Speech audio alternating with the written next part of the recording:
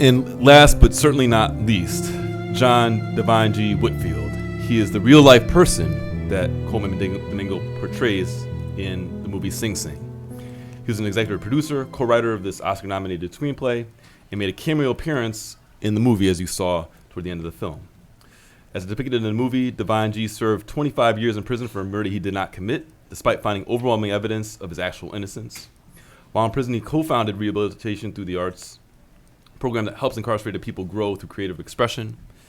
Oscar-nominated adapted screenplay writer Divine G won several international writing competitions, has published 8 novels, 5 audiobooks, numerous screenplays, and since its release in 2012, Divine G founded Divine G Entertainment and continues to fight for his exoneration. So why don't we give him a hand as well.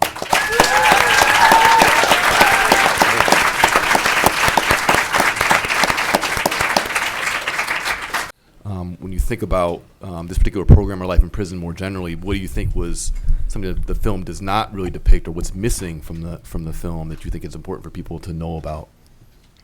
Well, excuse me.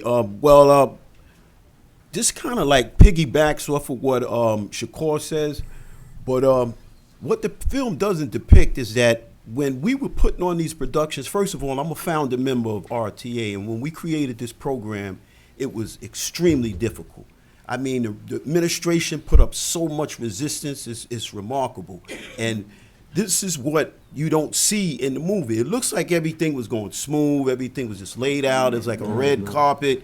It was always an uphill battle. And when we initially started this program, the whole mission is to bring people together, to show individuals that we can take this environment and use it as a way to make us better, to make us stronger, to make sure that when we leave, we don't come back to prison. It's a whole spectrum of things that we wanted to do. And when we had our first production, we were putting on sets like it was the Little Rascals. We was painting pictures and sheets, and you know, it was almost a joke. But when the administration started seeing that we were taking it seriously, they were gradually putting their guards down. That's the upper administration. But at all points, the lower administrations, like the correction officers, for some strange reason, they were always brutal. They were blocking us. They were even sabotaging us, taking things and making it look like we did it. And let me tell you something. It's a miracle we are still moving and growing and producing despite all of that. And one of the things that you didn't see much of is the fact that there was a lot of violence in the prisons. I mean, it was, even though you see it subtly, but the violence was extreme. And when people came into our program, it was transforming them in such ways that, you know, it was mind-boggling. And that's what made the administration start realizing that maybe we should kind of take this program a little more seriously. Even though you see subtle elements in that, but it took a lot of work. It took a lot of sacrifice, and it took a lot of showing and proving that, yo, we here to help. We not here to make this place worse. We here and we making it better. If you could tell us about the parole board scene, because they weaponized the program and against you, and really tried to, I think, use it. I mean, we all saw what happened, right? Exactly. And so if you could just tell us like what that experience was like, what you felt you were up against when you're trying to seek your freedom, seek your release, right? And then I want to invite you to kind of continue your thoughts about what else you were going to say. Well, that moment, I could tell you this: Coleman Domingo, he should have won that Academy off that alone. I agree with that. He hit his marks. Like I said, we took that straight out of the transcript, word for word. You know, but I mean, it wasn't as short as it was. It was a little longer in the sense that they asked me about the evidence. They gave me time to talk in detail about the evidence of my innocence.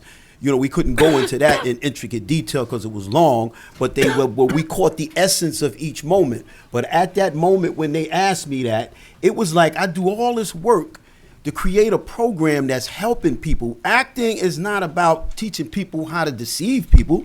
Acting was used as a mechanism to teach you life skills, to teach you how to connect with each other, to teach you how to humanize yourself, to teach you, something positive, not to use it as trickery. And like you said, they flipped that whole thing on me. It's like, okay, you created a program to make, to become a trickster. So it really hurt it. It was amazing.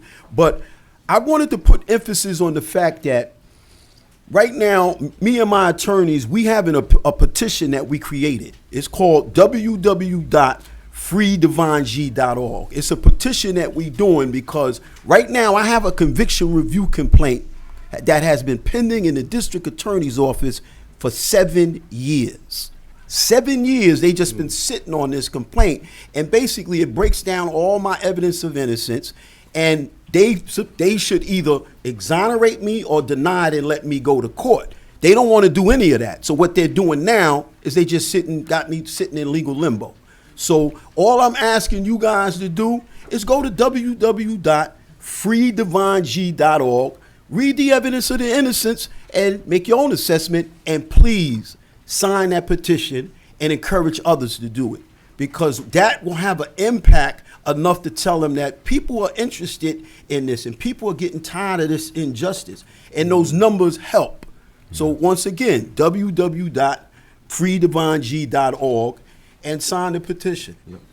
Brent, thank you for all you've done. Thank you so much. Corey, thank you for all you've done. Divine G, thank you for all you've done. You're actually also a phenomenal actor too. I saw you in that little early scene. Well done. Well done. Actually, I taught half of the guys in the program, man. I know. You can tell. Well, you join me in thanking this phenomenal panel.